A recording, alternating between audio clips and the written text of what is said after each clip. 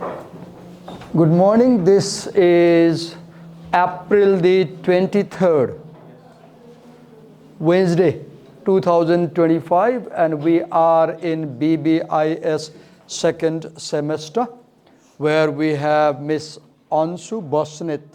She's going to make a presentation on the topic effective management of intercultural communication conflicts, right? Or like that. So Ansu, we are on camera, we are being recorded, and this recording is published through Facebook and YouTube publicly. So if you have objection being recorded, I'll close the camera. If you allow, I'll continue. Do you allow me? Yes, sir. Yes? Yes. Okay, go on. Wait a minute, I should give you the microphone. Clip here, like this, press it, like this.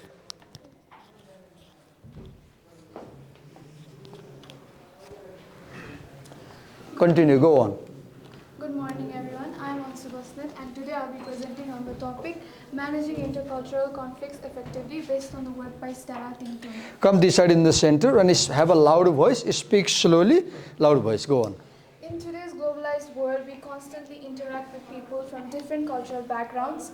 Understanding how to manage intercultural conflict is crucial for both personal and professional relationships. First, let us understand what is the meaning of conflict. The word conflict actually comes from Latin roots com, that is together, and fligere, that is to strike. So it literally means to strike together. It connotes a state of collision between two forces or systems. As we can observe, if you look through your books, the controlling idea is stated in the first paragraph, which is that conflict is inevitable in all social and personal relationships. Before we get into further topics, let us understand what do we mean by intercultural conflict. Okay. As we can see here, conflict is defined in this article as the perceived and or actual incompatibility of values, expectation, processes or outcomes between two or more parties from different cultures over relational issues. How does intercultural conflict typically start off? Intercultural conflict often starts with miscommunication. Imagine... Because you're showing the text, if you stay this side, they'll be able to see the text, right? Okay. Intercultural conflict often starts with miscommunication. Imagine two people from different cultures misunderstanding each other's intentions or tone. Miscommunication, right? Okay. Yes. Can you give an example of miscommunication from your course you studied in first semester? Yeah. For example, Japanese people and American people. While talking, Japanese tend to avoid eye contact as much as possible due to politeness or being courteous in front of each other. But for Americans, it is very crucial to maintain an eye contact to build more connection while talking. That can be one example. Good example. I appreciate. We remember what you studied in the first semester. Go on. The article is divided into these three sections for your understanding. First, we have cultural perspective, causes of conflict, and then we have, lastly, conflict management skills. The next topic, we have a cultural variability perspective.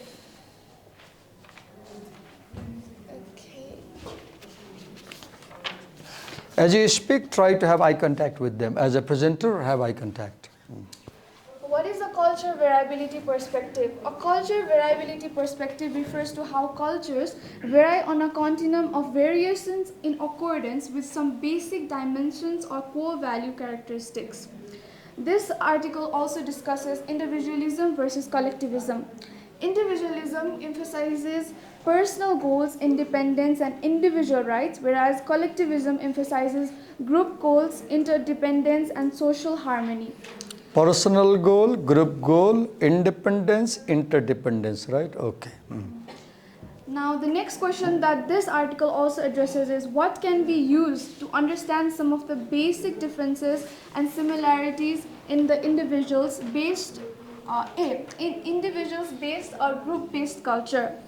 The individual collectivism dimension can be used as a beginning point to understand some of the basic differences and similarities in individual-based or group-based culture. What dimension did you say? Individualism and collectivism. Individualism versus collectivism dimension. This dimension explains how cultures vary in terms of personal independence versus group independence, shaping how people think, communicate, and behave. In this article, Ting Tommy and her associates found out that the individualism-collectivism dimension significantly influences people's conflict styles, assumptions, and expectations in cross-cultural interactions. Their research also showed that this dimension is key to understanding and managing conflict negotiation across all cultures. Now, if we were to ask what is culture, the simple definition of culture would be that culture is defined as a system of knowledge, meanings, and symbolic actions that is shared by the majority of the people in a society.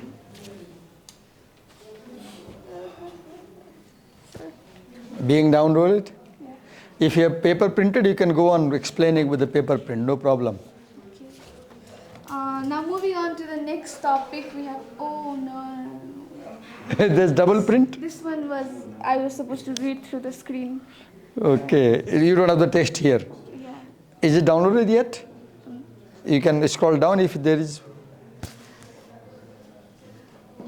You have to go, oh yeah, okay. This one. We are learning, see, we have technical difficulties, right? So when you make a presentation, you learn what difficulties you had today. Okay, there are also some words used in this topic such as in-group and out-group. Now, what do those mean? An in-group is a group whose values and norms are considered essential and guide daily behavior, whereas an out-group holds differing values and norms which are seen as less important or inconsistent with in-group standards. Am I an in-group person for you or am I an out-group person for you? In-group, right? Yes, because we belong to the same culture, yes. Okay, Triandis also identified that there are underlying factors that contribute to the development of individualistic and collectivistic values.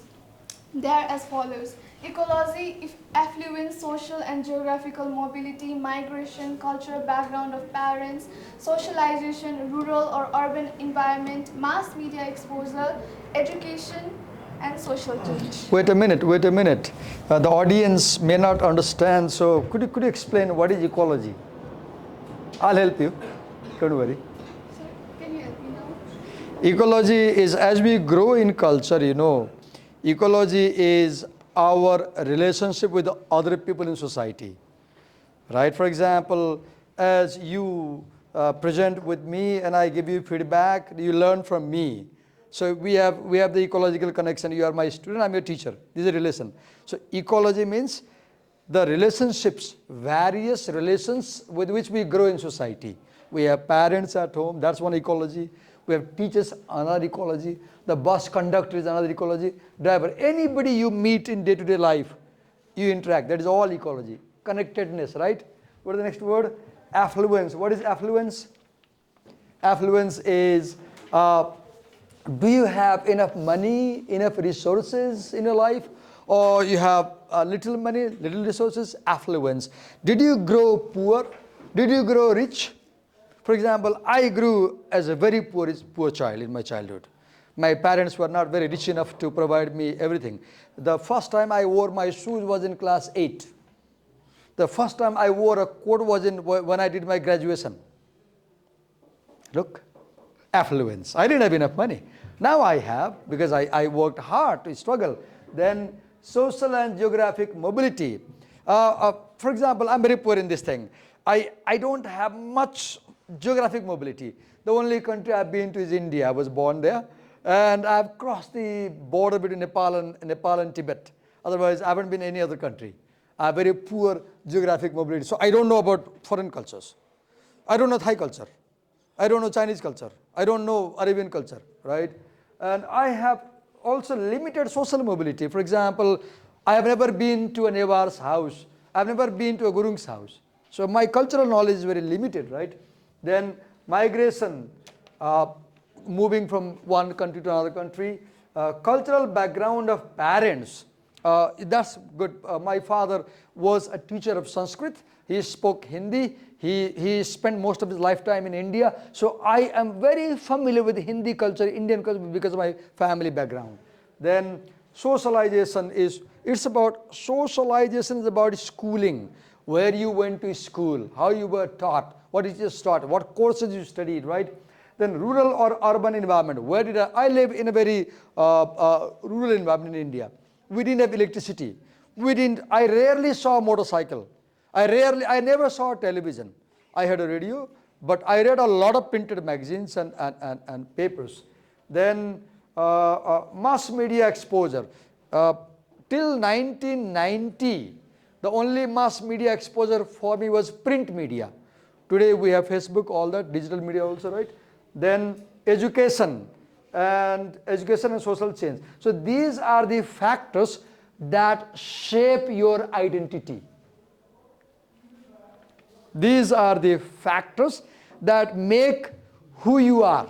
Why this girl is like this? Answer is there. Why that girl is like that? Answer is there. Right? Do you get my point? Yes, go on. As a presenter, you should not run very fast. As a presenter, your job is to make people understand the topic. Your job is not to pour a lot of information. Make sure you have eye contact, read their faces. If you feel like they are getting bored, be slow and then explain or crack joke. It's not easy to be a presenter. Go on. Okay, these are the countries with high individualistic values: USA, Australia, Canada, the Great Britain, the Netherlands, and the New Zealand.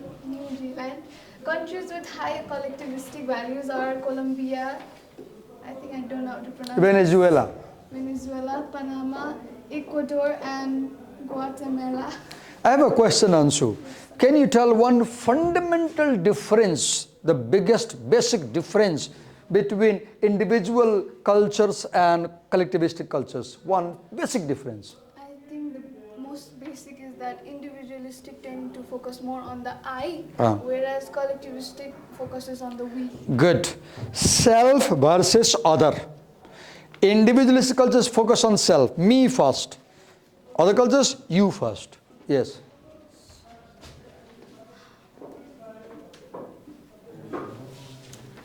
You need this page? Okay. See if the printed page helps you.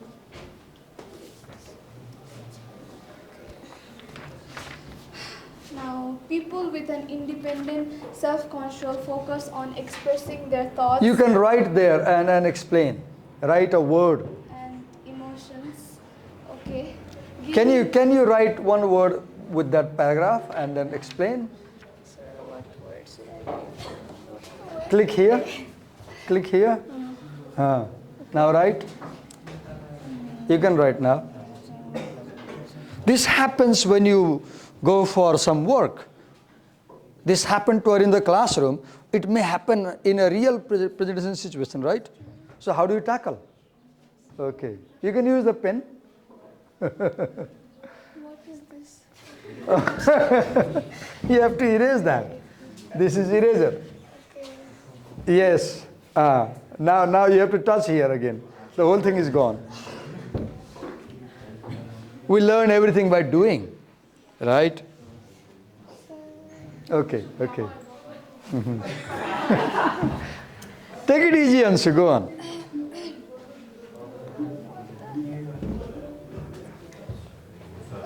Wait, I'll just say. People with an independent. I want you to write one point so that they can see it, right? As an audience, they need to see it, right? Isn't it? I don't know why my laptop restarted.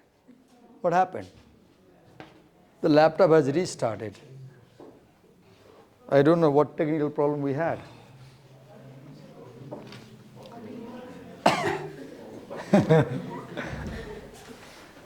Okay. Just like I focused on the word. What did you write? Word Self. Self-control focus. I'm not getting the point you're explaining. Could you help? Just like I focused on this word particularly. What is the word? Self-construal. Okay, self-control. Okay, okay. Individualistic also tend to focus on this concept. Could you write one word more here? Let me add here. Exactly.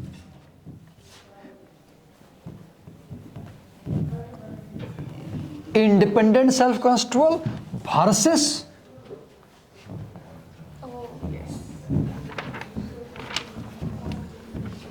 interdependent self. Now explain that. Okay. Look at them when you explain. So basically this also differentiates between individualistic and collectivism. Individualistic tend to focus more on independent self-conscious, that is focusing more on their own goals rather than... What do you mean by the control of self? That I think it means not to go beyond this. Control of self means how I perceive myself, how I view myself, how I consider myself, how I look myself. And the point to understand is how I perceive myself is shaped by society and social process. As I grew, I developed my perception of myself and others, right? So what is independent self-control? As I grow, I learn that I am more important. I learn I come first. I learn my interest is more important. I learn family is secondary. I learn neighbors are secondary. I learn the nation is secondary. I am first. So independent control. Independent. I do not depend on my father. I do not depend on my mother. I do not depend on my family. Nobody. I have to survive on my own. I got my job, first job when I was 20. And I paid for all my education in my masters and all that. My parents didn't pay me. Why? Because I felt I must be independent. When I went to ask my mother for money, you know what he said? She said, "Na marda, Srimati पाल्ने बेला पैसा माग्न आउँछस्?" It struck me. I was married, but I said, no, I shouldn't go home asking money. I got a job. And since then, I never asked for a single penny at my home. Independent control of self. Feeling that I do not depend on anybody. I do not depend on anything. I depend on my own. Second, explain that. Explain that second. Interdependent, however, it emphasizes responsiveness, harmony, and self-restraint. Interdependent. I depend on her. I depend on you. For example, right now, you depend on me. I'm helping you, right? So here you feel that, oh, why to worry? Sir is there while presenting. I don't worry. Sir is there. If anything goes wrong, he will help. If you have that feeling, you have interdependent self. If you feel, Ansu, that if anything goes wrong in my presentation, sir will help me. That feeling is interdependent control of self. We are doing, this presentation is, we are doing it, right? It's not only Ansu making presentation, we are doing it. That's interdependent. Go on, move on. These self-concepts guide emotional experiences and shape how individuals interpret their actions and others' behaviors. Have a louder voice, slower pace. They need time to grasp what you're saying. Voice should be louder and pace should be slower. Go on. Communication styles differ accordingly. Self-expressive for independence, group-oriented for interdependence. This framework explains how cultural differences in conflict preferences and negotiation styles. The last topic that I will be discussing is low context and high context. According to Edward T. Hall, write the words low and high context there. Clean the screen, right? As a presenter, you must write the points on the screen. Either have a slide or write. Low context, high context.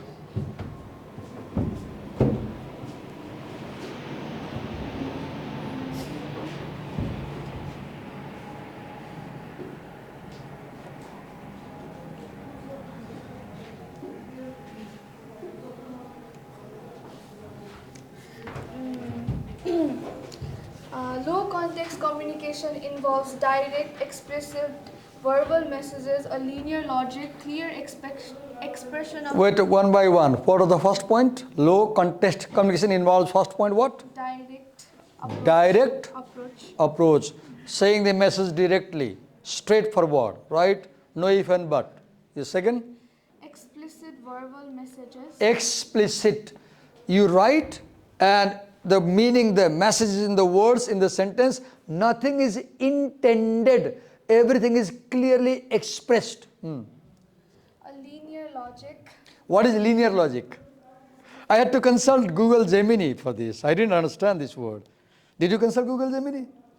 Do you know the meaning of linear logic? I think it means a clear logic. What is linear logic? A clear intention behind why we are. Linear, okay, one is that meaning. Main meaning, linear, this is line, right? Linear comes from the line. And line always moves forward. It doesn't come back. So linear logic means moving forward. Western people, when they have a conflict, what do? They sit down, step one. Number two, they define the conflict. Number three, they look for a solution. Number four, they solve. Number five, they move ahead. Linear logic. You have a conflict, solve it, move ahead. Do not linger. Yes, go on. Clear expression of intentions and a sender-oriented approach. What is that clear expression of intention? I think that is pretty clear. I mean, this. Give an example from your life experience and tell them. Give an example of clear expression of intention. As in not. I'll make a funny example for you, Anshu. You have just fallen in love with a boy. Okay, I said a funny example, right? It's 2-3 weeks spent. You go together in the canteen. He pays for you. You often walk together. You come together. Now, still you haven't told him your intentions. He may be guessing, but he doesn't know. So how will you express clearly? What will you say? Today you want to tell him clearly. You have fallen in love with him. How do you say? Say it for us. I said it will be a funny thing, right? Say it. I think I will. Look, your intentions are not clear. If you go silent like this, he won't understand. Will he understand? Right? So right now you saw class, her intention was not clear because she was not using words. She was not using expressive sentences. Right? But if he said, I don't know, how do you say you are in love with somebody? I think I will write a letter. You will write a letter. Good. That will be very clear intention. If she wrote a letter, very clear written intention with evidence. Go on. Well, go on. Okay, whereas high context communication uses indirect, subtle verbal and non-verbal cues. Indirect, subtle cues. What are subtle cues? Like, for example, if you are in love with someone, you tend to make more eye contact with them. Okay, good. If you make frequent eye contact with them, coupled with a smile, they might interpret as you are interested in them. This is, what do you say, in what approach? Non-verbal. Let's go on. A spiral logic and relies on... Spiral logic. What is spiral logic? I think in the same way... First was linear logic, right? What is spiral logic? No, more like... Moving ahead, coming back, moving ahead, coming back. Today you say, maybe I love him. Tomorrow you say, maybe I don't love him. And you keep going recursively, right? Go on. And relies on the listener to infer meaning, reflecting a receiver's sense. Oh, you said something. Relying on the listener to infer meaning.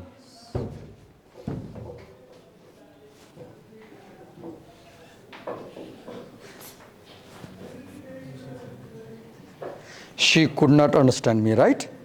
I said, did you understand what she's saying? That was my point. See, non-verbal.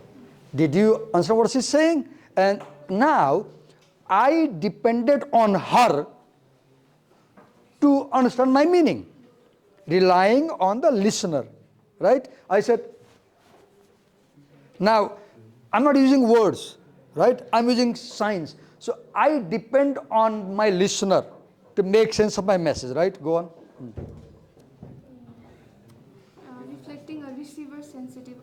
language. Low context communication is typically found in individualistic cultures. For example, like I gave example of US, Germany, while high context communication is common in collectivistic cultures such as Japan and China. High context transactions rely on shared knowledge between the sender, receiver, and setting. So What you said? Shared knowledge between sender, receiver, and setting. Could you explain that? So, for example, like you said earlier, if I like a boy and if I sense that there is a vibe going on that is more than friends, then it would be a shared knowledge between us two. For example, if you frequently go to canteen together for 15 days, the class will start interpreting with rumors. Oh, Ansu is in love with him or her or him, right? Right? So shared knowledge. Why? Because in this context we know what behavior means what. Right? Yes, go on. Okay. Low context. Take it easy. My examples are very funny. I said I'll make funny examples. Go on. Low context transactions are the opposite. Most information must be explicitly stated in the message because little is to be assumed when it is shared through context. You must write. There is no assumption, right? Write everything. Yes. Now, for individualistic cultures, low context communicators, they bargain resources and conflict focus on personal pride or They bargain resources. They focus on conflict. And that is focused on their personal pride, autonomy, ego-based emotions. okay, you said personal pride, autonomy, Ego-based emotions. ego-based emotions, self, focus on self. And individual power. Low context negotiators conflict typically arises from incompatible personalities, beliefs, or goal orientations and bargaining. Incompatible personalities, two people's nature doesn't match, they have a conflict. Second, Beliefs. My belief with this, your belief without this doesn't match. Third, Or goal orientation. goal, my purpose, your purpose doesn't match. Next, And bargaining resources focus on individual pride, autonomy, ego-based emotions, and so on. For collectivistic cultures, high context interactions, conflict negotiation resources center on maintaining relational phase, group harmony, status. okay, wait a minute. In high contact, they try to maintain relationship, right? In low contact, they try to solve a problem. Low contact people focus on solving problem. High contact people focus less on problem solving, more on saving face, gaining face, maintaining relation. Right? If I have a conflict with her, my aim will be not to destroy a good relation as a teacher and student, right? But if I was a low contact, even if I destroy a relation, I'll solve the issue, right? Yes. High context negotiators' conflict often stems from relational or face work issues and negotiation. What is face work issue? As a whole group issues. High context people are more worried about their prestige, their social status. If a conflict damages their social status, they are very worried. So their purpose is to protect social image, not solving the issue. They are more interested in protecting the image. And negotiation focuses on maintaining group harmony, relational phase, group-based status, and So from this negotiation, they focus, the whole family should benefit, whole class should benefit, not only me, right? Not only me, we should benefit. and reciprocal obligations and emotions. What is reciprocal obligation emotion? In high context conflicts, the solution should benefit both parties, not only one. There is no win-lose, it's win-win situation. High context people focus on win-win solutions. Both parties should feel they have got something. Okay. If come to the end, okay, go on. Yes. In collectivistic, high context cultures, language is used not just to share information, but to maintain social harmony, to protect each other's space. Wait a minute. Language for social harmony. In high context, language for social harmony. Language to maintain relation. Second, to protect each other's space. to protect each other's face. That concept of face saving is very important. Conflict negotiation aims at saving your image, saving your ijat in Nepali. Speakers are highly aware of how their words affect others and choose them carefully. There is a saying, guard your words and they will guard you. So speakers are very aware what will be the effect of my words on other people, right? Balancing respect and subtlety. Face-to-face conversations often include courteous, respectful expressions There is more show of respect. and are rich in meaning but low in redundancy, with direct contradiction or bluntness generally avoided. Okay, give her a big hand. Wait a minute also. She made her presentation despite technical difficulties. I appreciate. So Anshu, come this side a bit. I want to hear your story, how you prepared this presentation. Spend 2 minutes time telling the story of your preparation. How did you prepare the presentation? So I went home and then I opened my laptop and then I typed in my password. And then? And then I searched, from my Uniglobe experience, I have made so many presentations. And You made so many in past also, in grade 11 and 12 also. Yes. Good. And then? And so I went directly to my favorite Canva and then I searched for some aesthetic slides and then I also searched in keywords such as simple, digital marketing. We are really sorry we couldn't load all these slides for you, right? So maybe you want to make it again, next chapter. No. Okay. Maybe okay. In what sense was this presentation different from previous presentations you made in grade 11 12? Previously, we used to discuss it all together, and then there used to be so much differences in how we want to make the slides. But this time, I was given the full autonomy, so I was really enjoying as I was making the slides. So giving freedom is good, right? Yes. Okay. Once again, thank you so much. We'll listen to you tomorrow. We stop here for today. Thank you.